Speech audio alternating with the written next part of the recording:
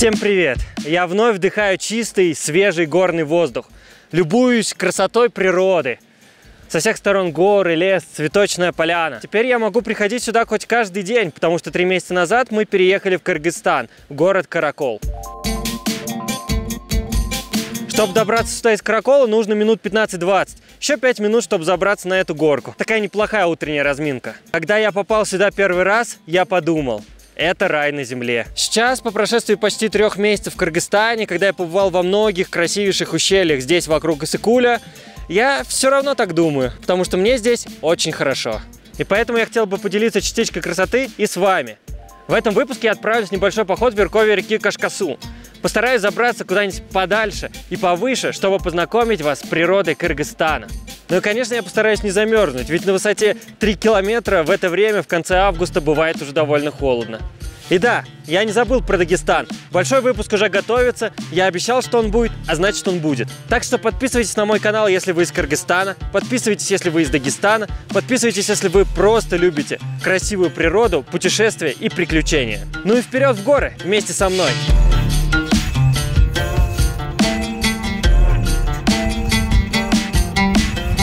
Моя миссия – добежать до солнца как можно быстрее. Ну что, сейчас или никогда? Ничего себе, тут иней. Прежний мир остался там, внизу, в Караколе. Честно, я даже сам не знаю, что сейчас откроется моим глазам. Это Кыргызстан, детка.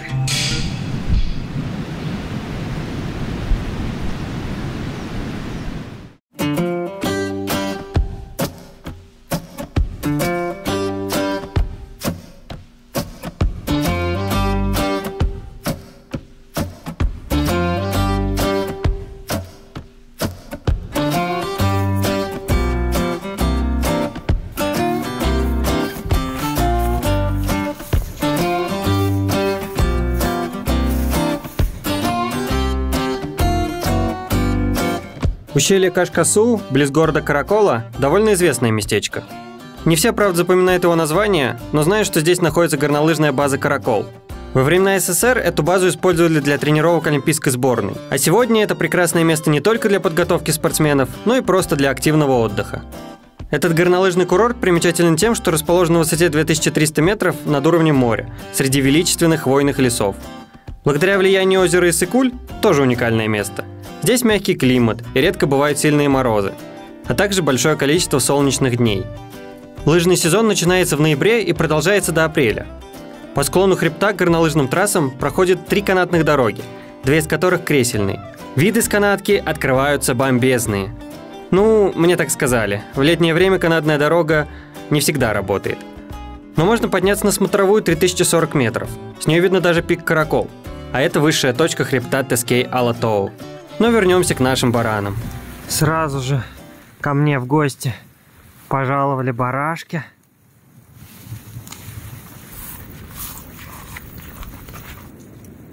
Такая вот послерассветная природа вокруг. Прежде чем я наконец отправлюсь в поход, расскажу немного о наболевшем. Месяц назад я лишился дрона. Да, это случилось. Снова. Вот как это произошло. В конце июля, в канун своего дня рождения, я отправился в поход на озеро Алакуль. Пролетая над мощной горной рекой Каракол, я утопил дрон прямо в ней.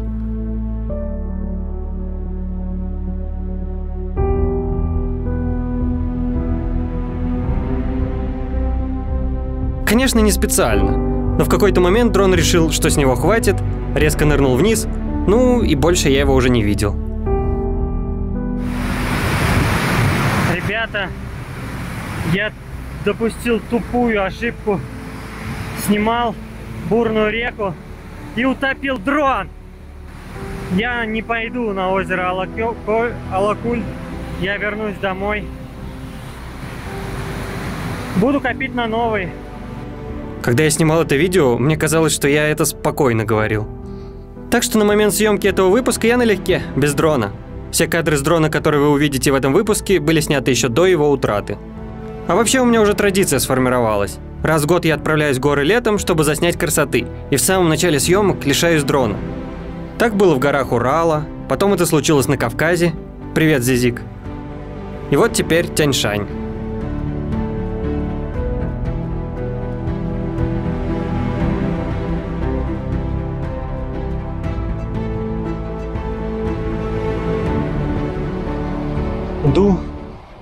по такому вот краешку холма. Тут есть тропинки. Эти тропинки протоптаны, по всей видимости, скотом, овцами, лошадьми, баранами, которые здесь пасутся на пастбищах. Так вот они идут параллельно горе. Собственно, секрета тут никакого нет. Характерные атрибуты имеются. Согласитесь, я был бы не совсем честен, если бы я об этом умолчал. Продукты, так сказать, жизнедеятельности животных тут повсюду. Ну что вы хотели? Эти прекрасные ущелья, они еще отличные пастбища. Юрты — это, несомненно, один из главных атрибутов Кыргызстана. Пастухи летом живут в них. Ух, какая здесь природа, какая река, какие горы. Популярна нижняя часть ущелья, а вот верховья реки Кашкасу доходят немногие. Хотя маршрут довольно простой, и налегке можно сходить туда и вернуться обратно за один день. Чтобы познакомить вас с природой Кыргызстана, я не случайно выбрал это ущелье. Оно довольно короткое в сравнении с другими ущельями хребта, при этом оно вполне отражает разнообразие природных зон в горах Тянь-Шань. А виды отсюда... ну вы сами увидите.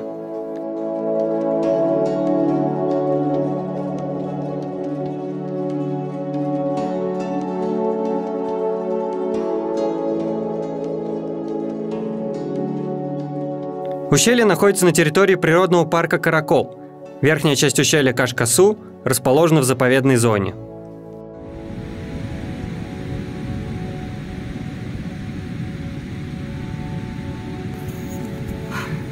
Спустя совсем чуть-чуть времени я спустился уже ближе к реке, на дорогу. Обнаружил без всякого удивления, что кроссовки у меня все мокрые от росы. Вот. Но ничего, солнце тут сильное, высохнут. Сейчас посмотрю на саму реку. В Кыргызстане я пока видел 3 разных вида горных рек по цвету воды. Это белые или светло-серые речки. Такие я называю молочная река, кисельные берега. Например, такими являются реки Турген-Аксу и Чон-Аксу. Еще я видел реки темные, словно грязные. Такой, например, предстала передо мной река Каракол. При этом она великолепна, цвет воды абсолютно не смущает. Ну а самые мои любимые реки – это реки прозрачные, с голубой водой, привлекающие своей ледяной чистотой. Река Кашкасу именно такая. Просто залюбоваться можно.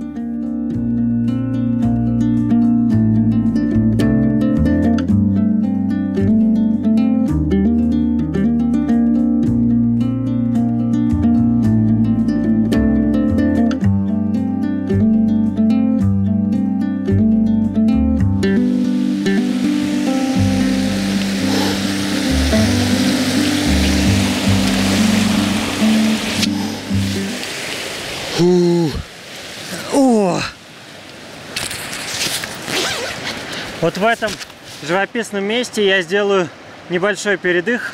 Ох, как течет ручей. Просто очень прозрачный ручей. Песня. Стало жарко. С утра я чуть не замерз. Было 5 градусов тепла. Сейчас я не знаю сколько, но уже прям солнце нещадно печет. И вообще на Тянь-Шане, особенно в Иссык-Кульской котловине, есть такая фишка. Ультрафиолетовый индекс тут зашкаливает. И обгореть в разгаре дня здесь можно буквально за 15 минут. Вы и сами не заметите. Сразу не заметите, потом заметите.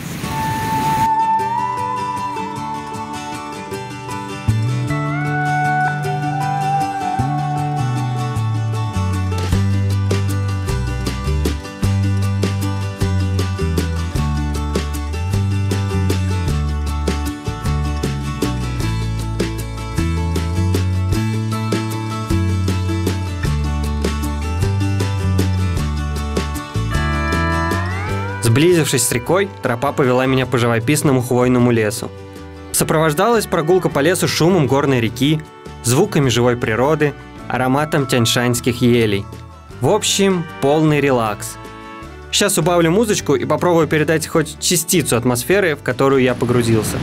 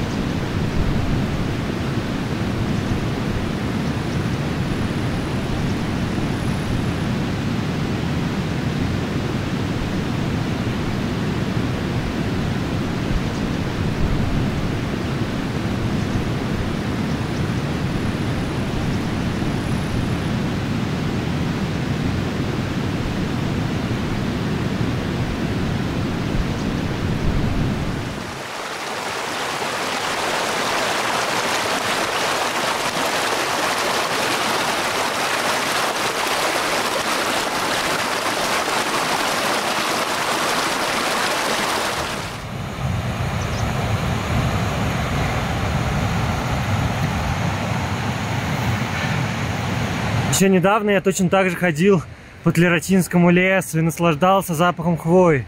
И вновь я дышу прекрасным воздухом, на этот раз тяньшанских елей. Я иду по этому лесу уже где-то полчаса, но он продолжается.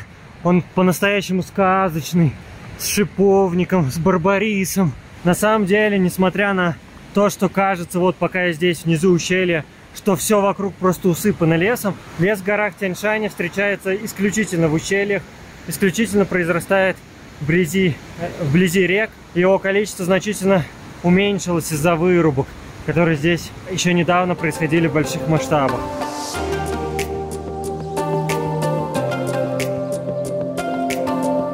Блин, пробочка образовалась. Придется подождать.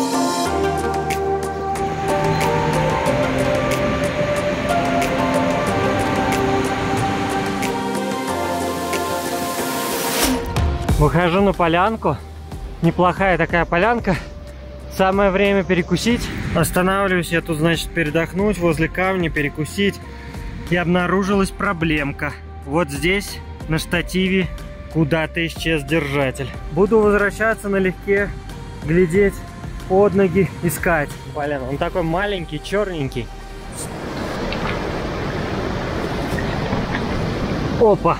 Вот он. Нашел! Ура! Вы не представляете, как я рад, что его нашел. Так и быть, раскрою вам секрет.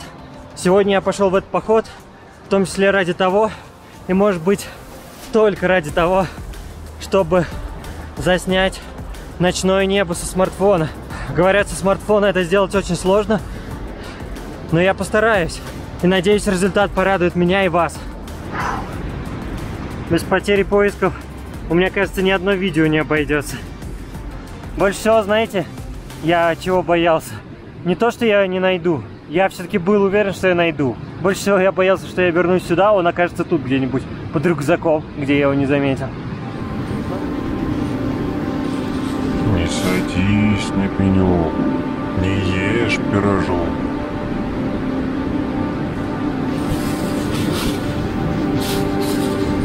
Не садись на пенек, не ешь пирожок.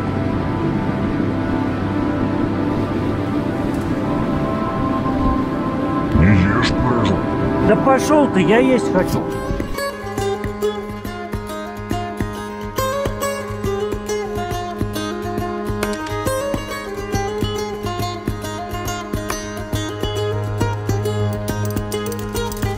После того, как я перешел мостик, тропинка присоединилась к дороге. И вот теперь я иду по дороге. По дороге, ну прям таки не очень хорошей, очень сложно проходимой, по которой проедут только внедорожники, либо местные на автовазе. Ничего себе. Вау. Оу, шит. Это что, дом? Они везут дом?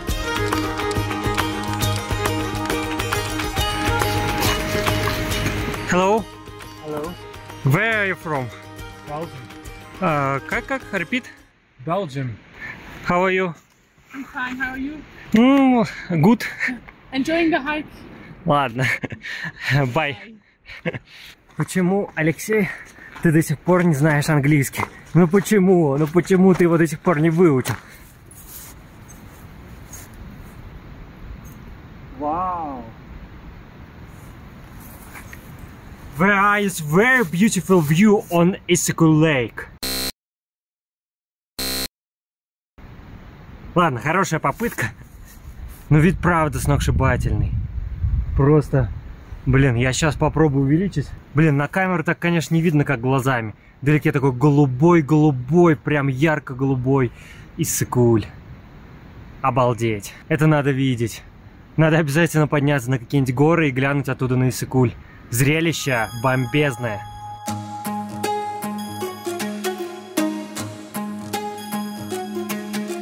Особенность тяньшанских лесов в том, что они не образуют сплошного пояса, а практически всегда встречаются сочетания со степями и лугами. Выше зоны лесов начинается зона альпийских и субальпийских лугов, где ландшафты меняются кардинально.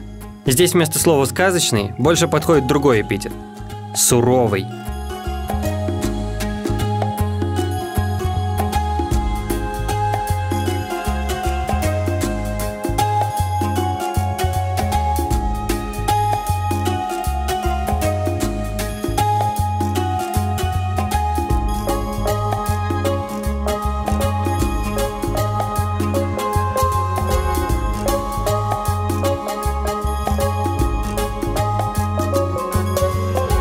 Сейчас я вошел в зону альпийских лугов. Низкая трава, крапление камней, суровые уже горы. Сразу чувствуется климат высокогорья. Да, альпийские луга я люблю. Вдали по-прежнему виднеется небесно-голубой Иссык-Куль, но сейчас я не об этом, а вот об этом коричневом пятне. Когда мы в прошлый раз приходили сюда с сыном, кстати, сюда, да, добирались вдвоем. Вот на этом коричневом месте был загон, был забор. В нем были овцы, а рядом стоял домик. Сейчас ни забора, ни домика, ни овец. Кстати, не тот ли это домик сейчас увезли? Так, стоп. А почему экшн-камера трясется как не в себе? Неужели я забыл включить стабилизацию? Вот, другое дело. Надеюсь, дорогие зрители, вы еще не успели глаза сломать. Погода такая, то жарко, то холодно, солнышко выглядывает, припекает, и уже жарко. Как только она заходит, ветер чуть поднимается, и уже начинаю замерзать. Ну ничего, у меня с собой есть водолаз, кофта и даже куртка. Я на случай непогоды готов хорошо, даже запасные носки есть. С помощью приложения FatMap, кстати, очень рекомендую. Я заранее составил примерный маршрут, и согласно ему, мне было необходимо уже здесь вновь переходить реку. А здесь я вновь спущусь к реке и перейду на тот берег. Только вопрос, где тут переходить? Может быть, где-нибудь здесь?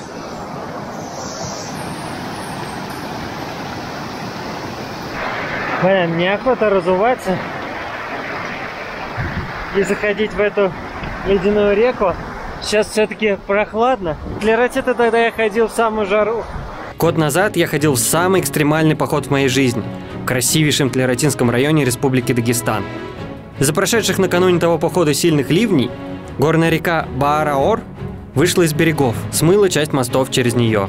Приходилось многократно преодолевать мощный горный поток вброд.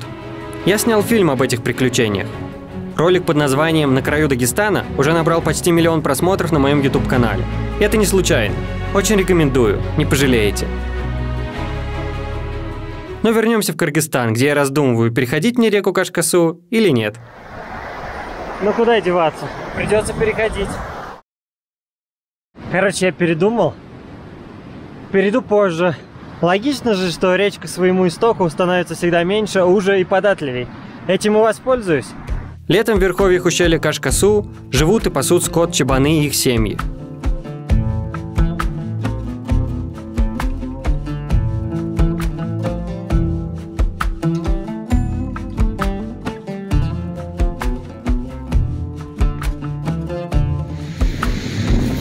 Вот в таких условиях уходят в горы и живут семьи пастухов летом, на зиму потом возвращаются.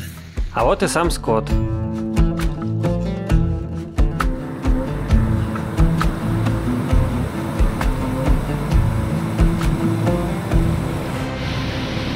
Вот эти что-то прям с места сейчас сорвались и как побежали, а эти навстречу им идут. А эти им. Что же будет? Это битва! Битва! Мы станем свидетелями грандиозного сражения.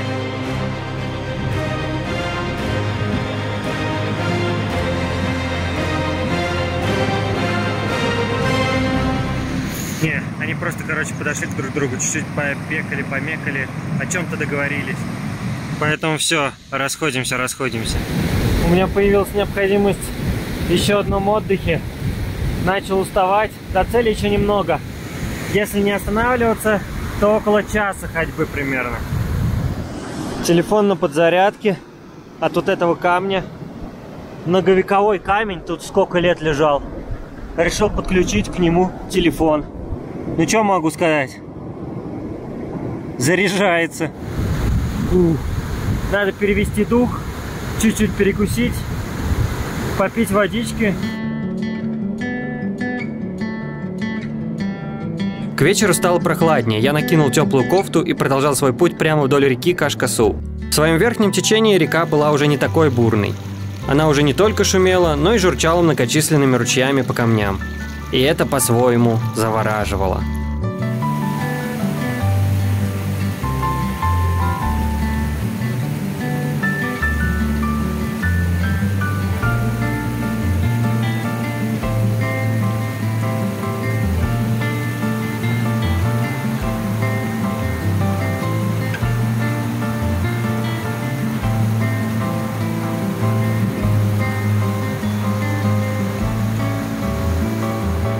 Время поджимает, поэтому я буду теперь снимать по минимуму. Да простите меня, но я хочу сегодня дойти до конца, чтобы уже поставить палатку в хорошем месте. Поэтому чуть ускоримся.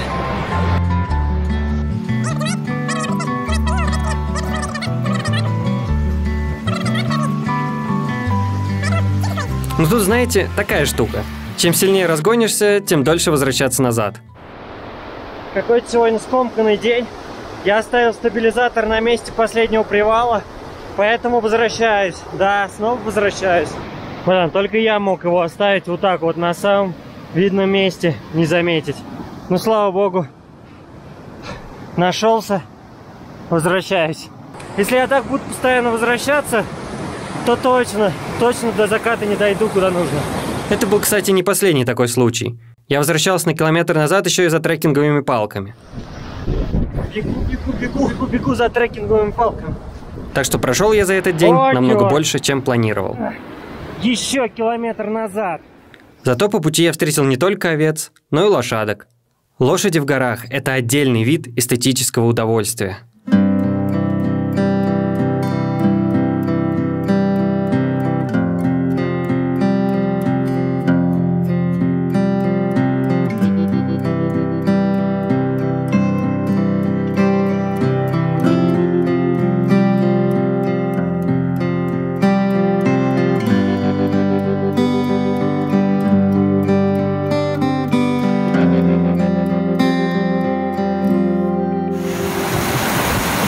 Лошадки лошадками, но тут такая картина.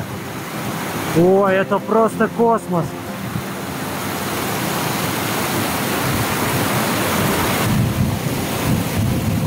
Тут и елочка приспособилась.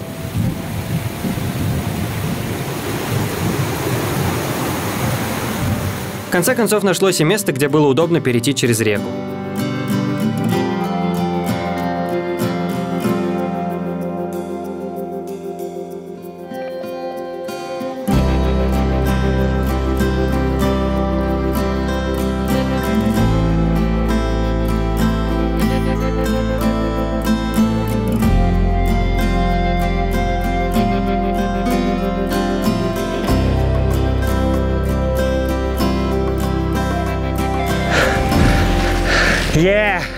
Я дошел. Фу. Я дошел до такой красоты. Ничего себе, какие тут ледники. Какая тут атмосфера. Тут просто как будто другой мир. Прежний мир остался там, внизу, в Караколе. Новый мир встречает меня.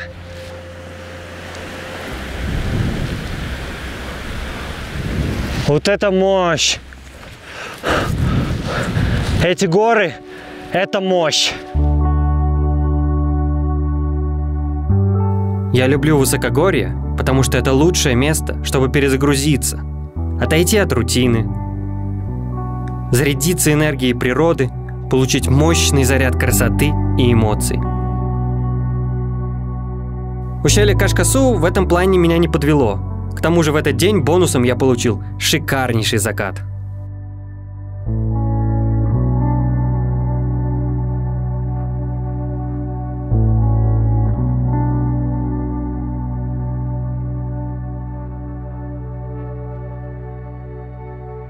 Какая красота, какой закат. Смотрите, это озеро Иссык-Куль.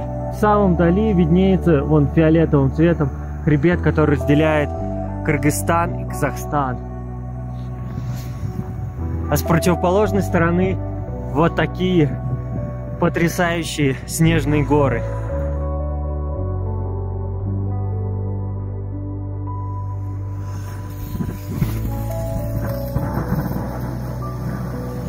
Не шали. Недавно прикупил себе систему приготовления пищи JetBoil. Она одна из самых энергоэффективных. Вот газовый баллон прикручивается, вода разогревается за очень короткое время. Вот сейчас я это сделаю. Как раз самое то, горячая водичка в такую прохладную довольно погоду. Хотя ветер сейчас практически утих. Тем временем снежные горы погрузились в загадочный туман. Зрелище тоже, безусловно, очень красивое. Но я подумал, Неужели облачность помешает мне снять звездное небо на смартфон? Я перетащил все вещи в палатку, залез туда сам и поужинал горячей лапшичкой с таласской фасолью и мясом. Нацепил на себя все самое теплое, что у меня было, укутался в спальник и стал ждать полной темноты в палатке. Надеясь, что облака исчезнут. Надеясь на чудо. И чудо произошло.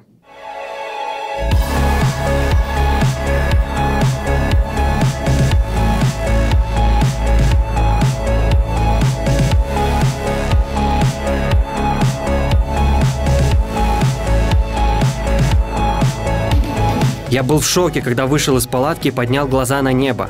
Я просто залип. Первый раз в жизни я видел столько звезд. Такое яркое и красочное звездное небо. Млечный Путь был словно с картинки. Как на этом фото, которое я сделал этой сказочной ночью со своего смартфона. А еще я замерз. Ночью ударил неплохой такой мороз. Поэтому спалось мне весьма плохо, и я очень ждал наступления утра. К тому же легкий ветер трепал палатку, и в темноте казалось, что вокруг ходят волки. Не сразу, но я вышел и проверил. Никого не было. Часа в 4 утра меня разбудил жуткий грохот. Как оказалось, с соседней горы произошел мощный камнепад.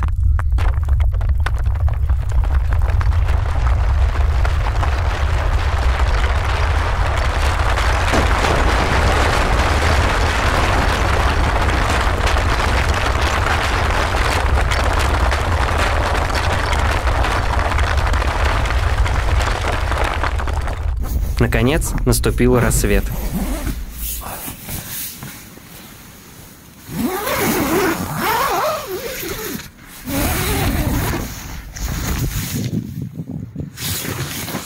Да, тут, конечно, с утра прелесть, просто прелесть.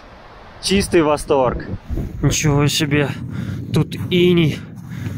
Ночью был мороз, а я думаю, че я так замерз. И сейчас до сих пор продолжает быть холодно.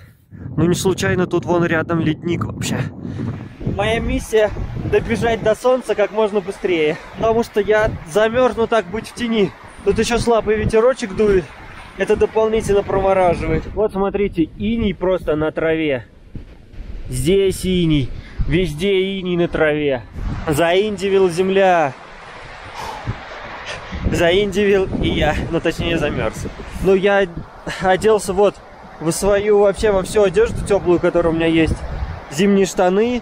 А морозец ударил по мне конкретно. Тяжело. Я эту ночь переживал. Не сказать, что я прям пипец в хлам замерз. Но мерз постоянно. И полоска света как никогда близка. Кто бы знал, кто бы знал. Я думал, я уже утром буду какую-нибудь ближайшую возвышенность покорять. Но планы переменились, и я тупо иду к свету. Я иду туда, где тает снег. О, сейчас согреваюсь на солнышке, это кайфово вообще. Сейчас наберусь сил и заберусь куда-нибудь на высокую гору, чтобы показать вам высокие виды. Пока таю я и тает иней, пару слов о ночи. Вот тут смотрите, камни внизу лежат. Я не уверен, были ли они тут вчера. Вчера я на это не особо обращал внимание, но ночью, помимо всего прочего, был еще камнепад. Да, я проснулся от жуткого грохота, и, честно говоря, было страшно. Вот тут куски мрамора попадаются.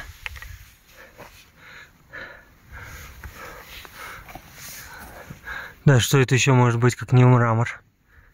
Озеро. Это... Оно не супер прозрачное, да? Но оно покрыто коркой льда, видно? Вот, смотрите. Я просто стучу. Толстый достаточно лед. Насколько же тут было холодно? Сейчас все наглядно покажу. Какой-нибудь камень кину. А побольше. Сойдет же камень? Неплохой? Вот. Я пробил лед на ваших глазах.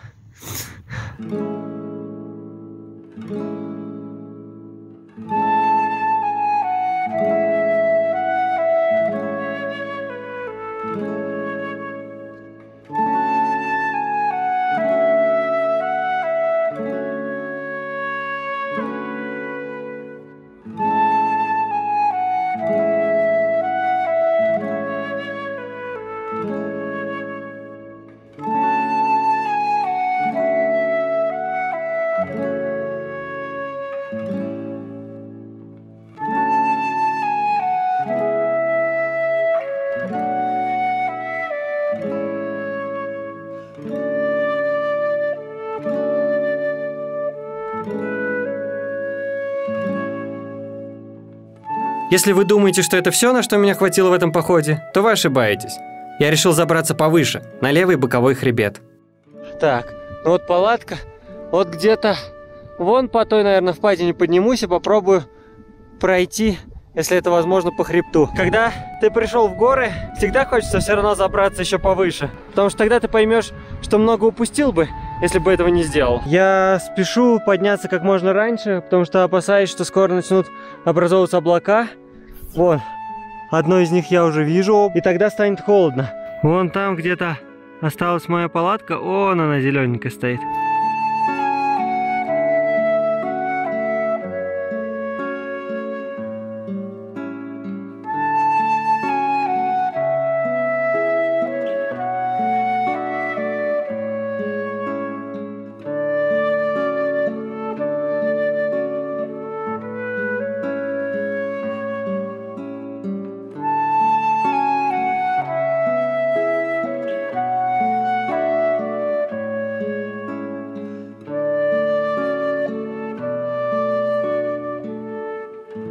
Сильно помятый, горной жизни цветок тут растет среди камней просто.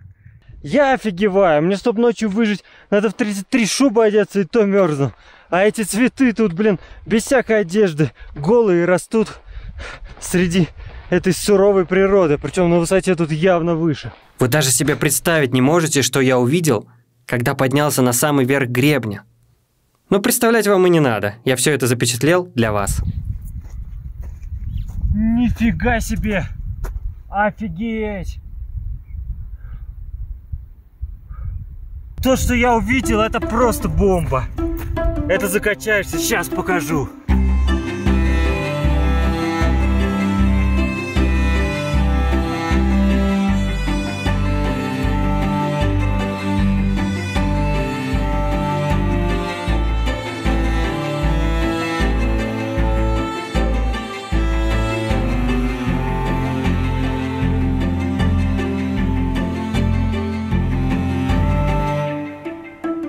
Да, конечно, зря недооценивают ущелье Кашкасу. Просто большинство туристов идут на Алакуле, это тут самый популярный туристический маршрут. В ущелье Кашкасу ходят единицы, хотя это ущелье намного проще. Вот это место, оно стоит того. Сюда еще подняться, ну я быстро поднялся, не знаю, за час-полтора сюда поднялся. И вот какой просто очуметь какой вид. Это гребень, на котором я стою. Это, скорее всего, уже Каракол. Пик Каракол виднеется отсюда. А, или нет, или это пик-палатка. Может быть и пик-палатка. Короче, тем, кто летом ездит в Кыргызстан, я однозначно рекомендую прийти сюда. Желательно, конечно, не в конце августа, как я, хотя бы в конце июля, например, или в середине июля. Тут тогда жара стоит более-менее в городе. Ну, жара по местным меркам, конечно. Это плюс 25. Это переход вот здесь внизу. Долину Алтын-Арашан. Тоже очень живописная долина. Но сегодня я туда не пойду. Ну, это бомба, бомба. Это просто нереально. Я в шоке. Я много повидал красоты. И в Дагестане, и в Кыргызстане уже много чего успел повидать. Но, блин, каждый раз находятся еще какие-то вещи, которые удивляют так, что закачаешься просто. Главное мне не закачаться, а то тут гора как бы высокая. Теперь бодрым шагом по этому гребню.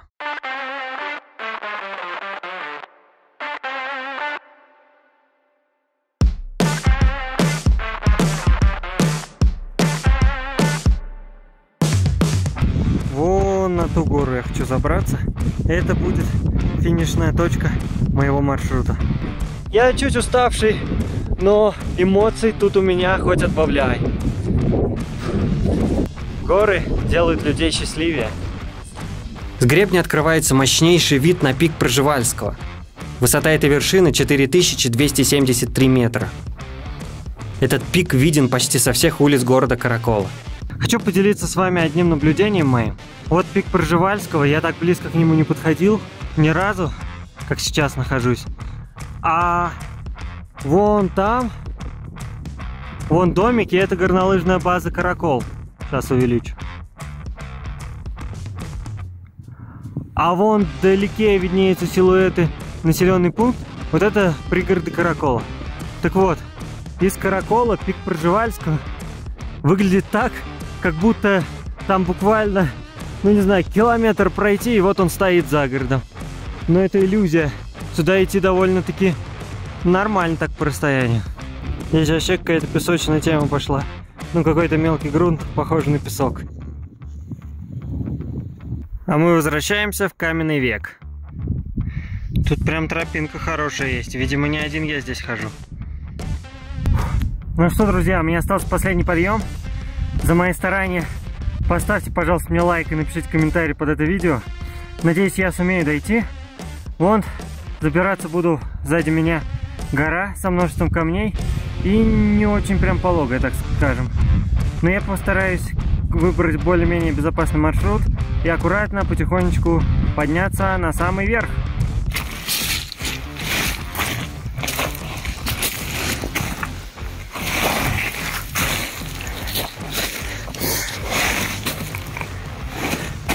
Вот, кажется, самый простой остался путь. Вот такие следы остаются, когда я иду по этой породе. Потому что скольжу, проваливаюсь немного. Честно, я даже сам не знаю, что сейчас откроется моим глазам. Вместе с вами смотрю. Вау! И какая тут пропасть. Вот это да. Ну, ребятки, захотели сюда? Находясь на высоте более 3600 метров над уровнем моря, ты уже не переживаешь по поводу своих мирских проблем. Ты просто смотришь вокруг и наслаждаешься. Наслаждаешься красотой момента здесь и сейчас. Заряжаешься энергией гор.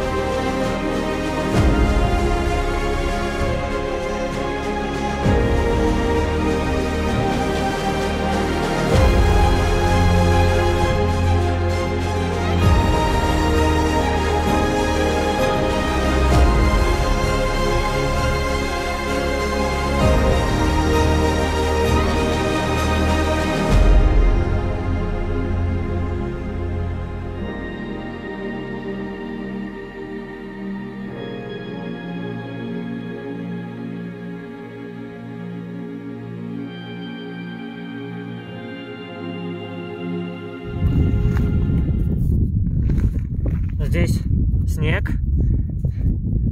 Около некоторых камней остался. Есть в различных еще складках горных. Потому что высоты высокие.